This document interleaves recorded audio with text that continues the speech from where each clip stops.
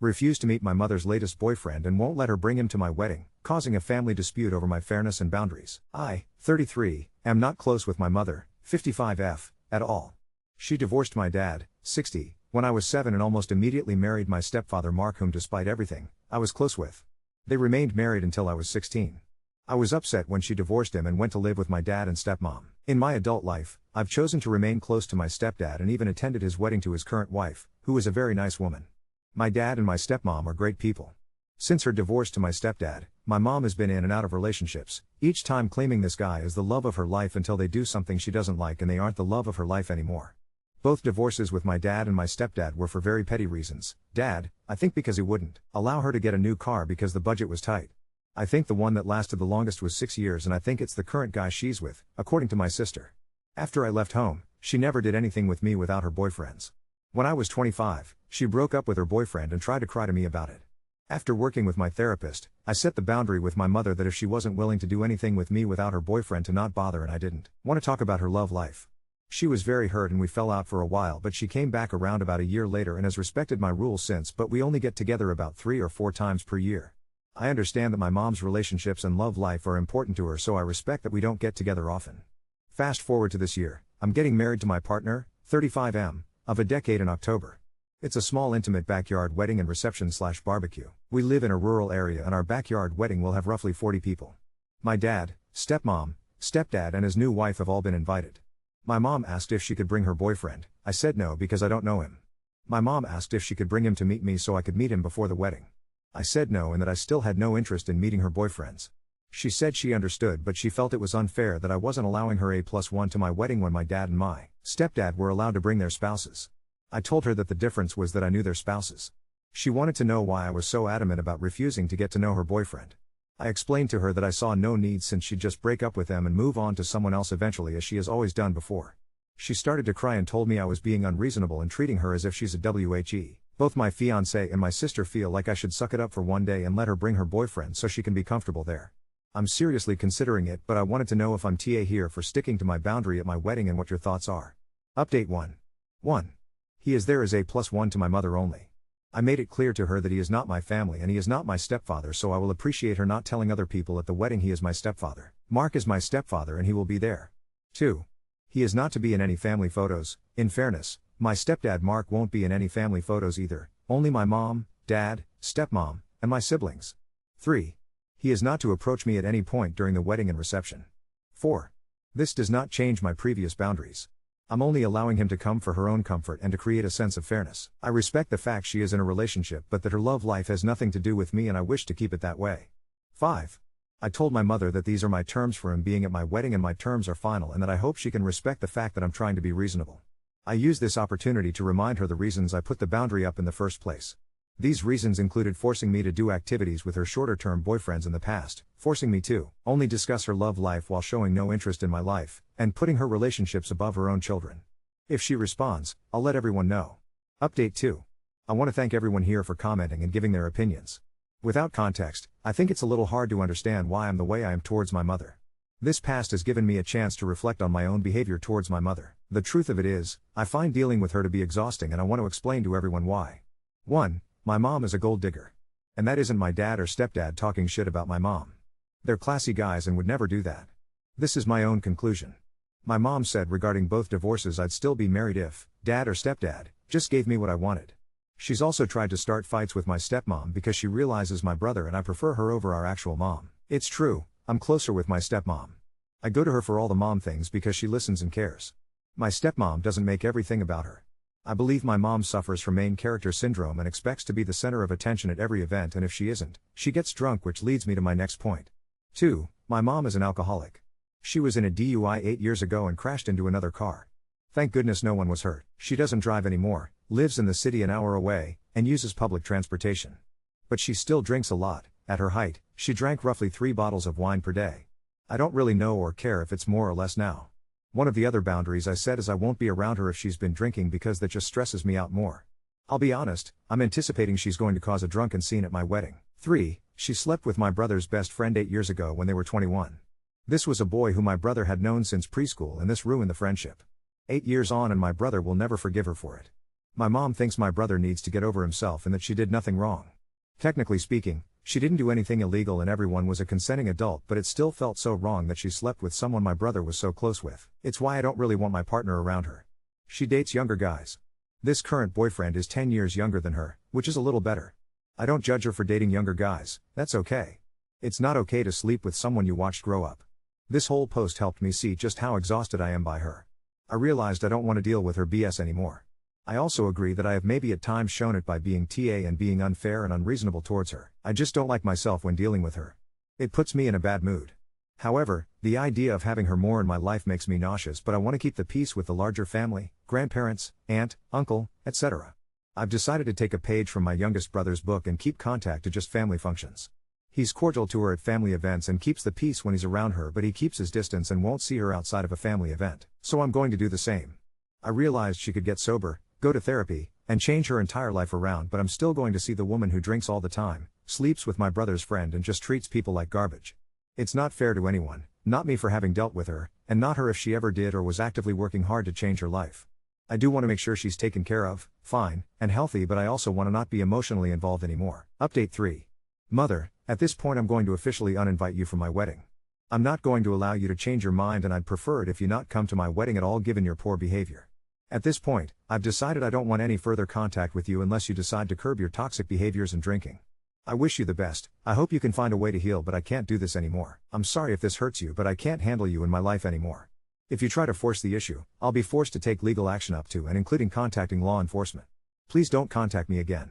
I went to delete her from my Facebook page only to find a post that she had just written saying how being a mother is a thankless job and how she doesn't understand how she raised rude and judgmental kids. She ended it by saying she hopes her kids get over themselves someday. I'm done. This sucks, but it's been a long time coming. My head hurts. Firstly, I want to thank everyone for the support. You have no idea how much your love and constructive comments mean to me. I'm glad I'm not alone. It's not a huge update. But I guess my grandparents and uncles have had enough. They've decided to stage an intervention next weekend. If she refuses to get help, she will no longer be welcomed at family events and she will no longer be part of the family. They told me not to worry about it. My sister will go as she's the only one of her children that even has a real relationship with her, but even my sister said that if she doesn't get help, she will cut her off too. I'm hoping and praying this works, but given that she spent 1 year in rehab and the second she was off probation chose to drink again doesn't give me a lot of hope. My dad told me he's hiring the local biker gang to act as security. We live in a small town and the nearest big city is about an hour away, so it would really expensive to have a security company come out. I don't have a problem with that. This is the type of gang that helps out abused kids and animals, and they do a lot of good where I live. The worst I've heard about them is they doled out some rural justice to a guy that was beating up the sister of one of the members and ran him out of town. When my mom got her DUI, she ran into someone's house and car. When she tried to back out, no one was hurt, thank goodness, and I guess it was the house of a relation of someone in the gang, so they agreed to help, and my dad is paying them to be security just in case. They know my family, one of my dad's cousins is a member, and they know my mom. I think she dated a guy in the gang at one point, and what to look out for. It may be moot if she ends up in rehab. I'm not stressing about her anymore. I have 13 days until my wedding. I'm going to focus on the final touches and just enjoy myself. My biological mom made her choices. Now that I've stood up for myself, I feel nothing but relief. My stepmom will be there and I see her more as my real mom, so it's all fine. I've been through a lot of therapy already, so I've had to make peace with how my actual mother is. Well, it happened yesterday. I got into a fight with my mother and officially estranged myself from her. It sucks and I had a gnarly headache when I was done. Her drinking and behavior just proved too much and I had to univite her for my wedding. I feel sad it came to this, but the most powerful feeling I have is relief. Update 4. I didn't think I'd be back so soon, but it's my mom's world and we all just live in it. My mother got 911 called on her for domestic violence on Tuesday. She apparently started throwing wine bottles at her boyfriend, who locked himself in the bathroom, and called the cops while she destroyed their place in one of her temper tantrums. She wasn't making any sense when the cops got there, so they restrained her and took her to a hospital.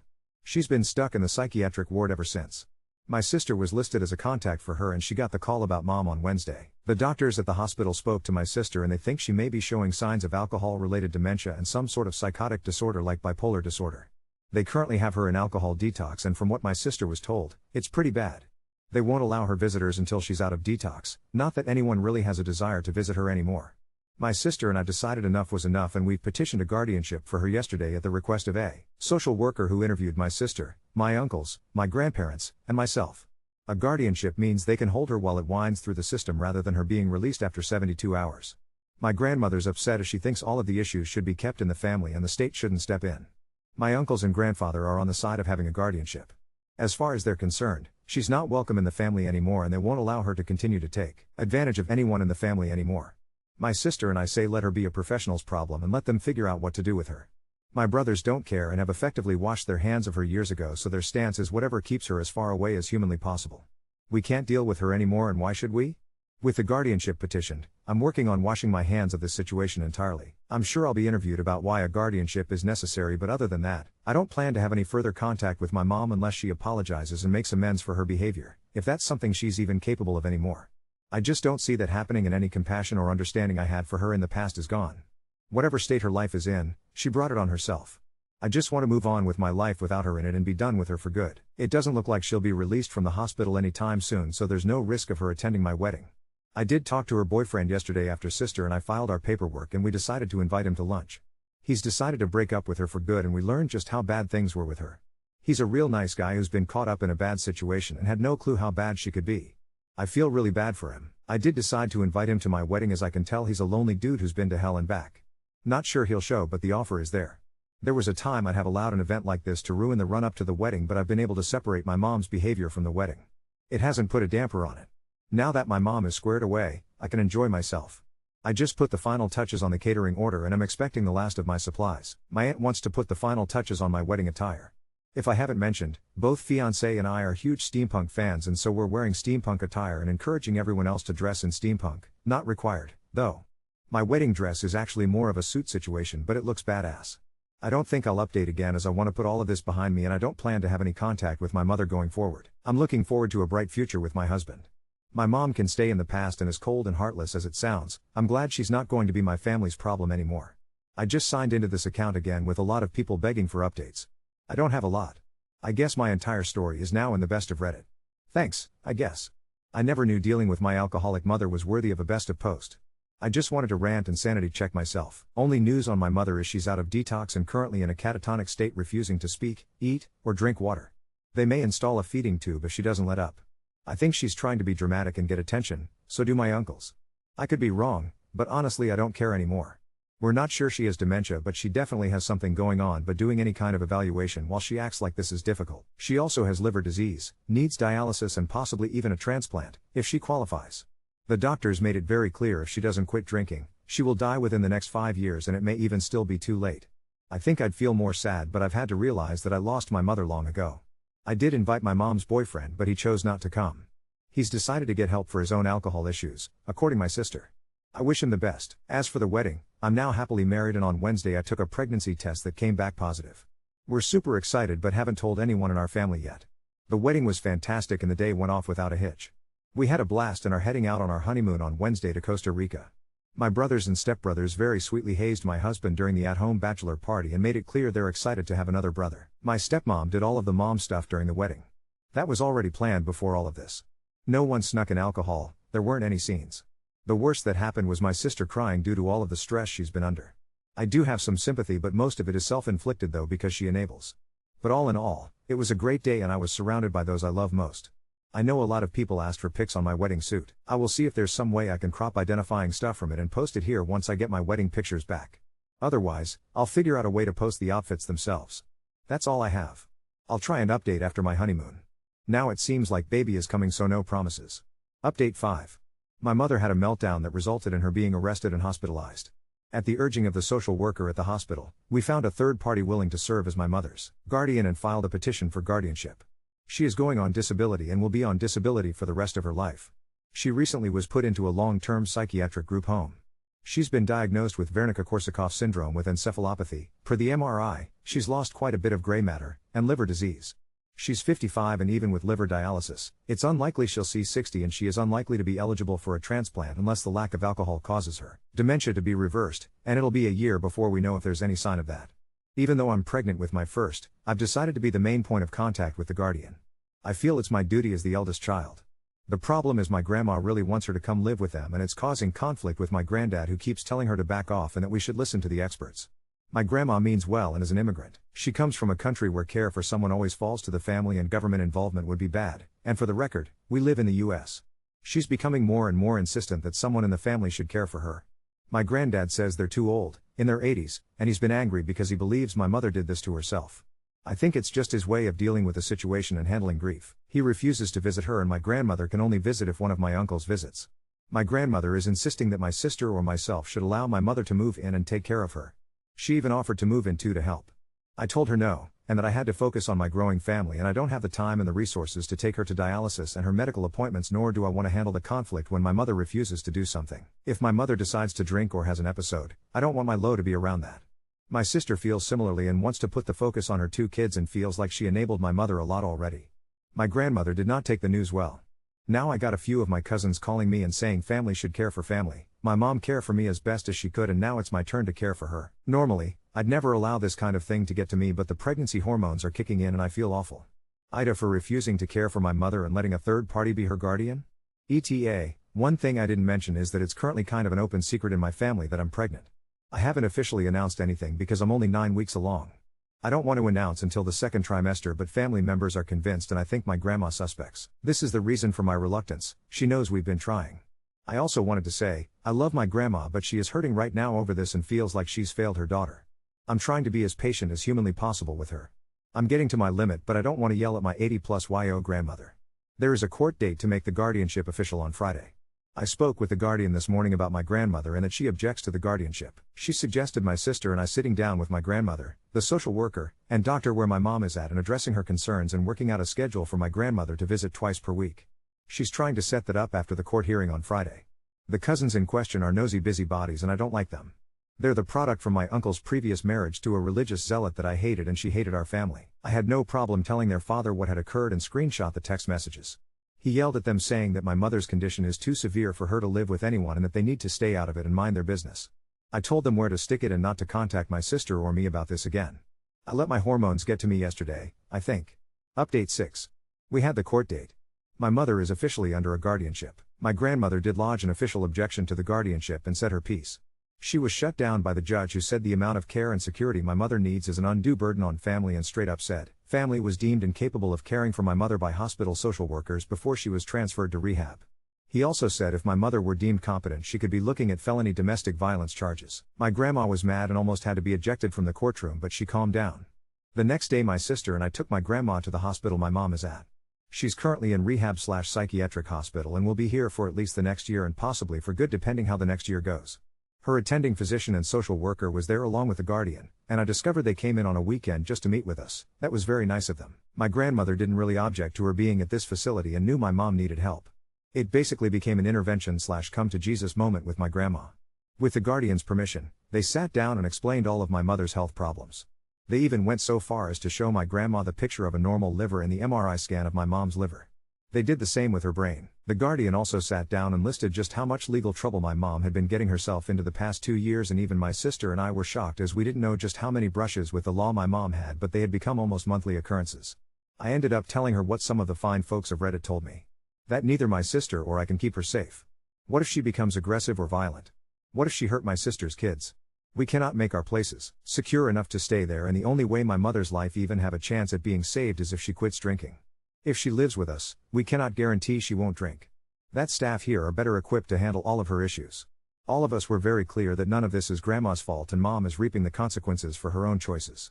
Next up was probably the most heartbreaking part for my grandma. She saw my mother for the first time since all of this happened. Now I may have mentioned that my mom was in a catatonic state when she was hospitalized. She still kind of goes in and out of that state. I didn't take it very seriously at the time, but it's still an ongoing issue, and some days she winds up back in that state and other days she is more active. That day, she was definitely more subdued and very quiet. For anyone who knows anything about WKS, she basically is living in a 51st date scenario. She has a day, goes to sleep, wakes up, and has no memory of the day before. I can only imagine how scary it is for her. A staff member basically has to remind her day in and day out where she is and how she wound up in there. They keep a copy of the police report on her nightstand. She still is very confused a lot of the time and also getting used to being on medication for her bipolar disorder too. We've seen a lot of improvement since she started liver dialysis, so we're somewhat hopeful she will get a little better in time. She's lost some weight but looks way less put together and haggard. Her skin looks less yellow but she is very pale. She was sitting and trying to write when we came. My grandma broke down when she saw her. My mother cried too and kept repeating "I'm sorry." My sister and I decided to let them have some alone time together and grabbed lunch across the street. When we came back half an hour later, we told my grandma we had to get going and leave, but we'd bring her back next week. My mom asked when she could leave, and it was my grandma who said, "Honey, you'll need to stay here for a while. Everyone here just wants to help. But in order for you to get better, you have to stay here." My mom seemed sad and looked like she was about to cry again, but nodded her head. My sister and I gave her a hug, but I think she's mad at us. One thing we learned is that she thinks her kids put her here.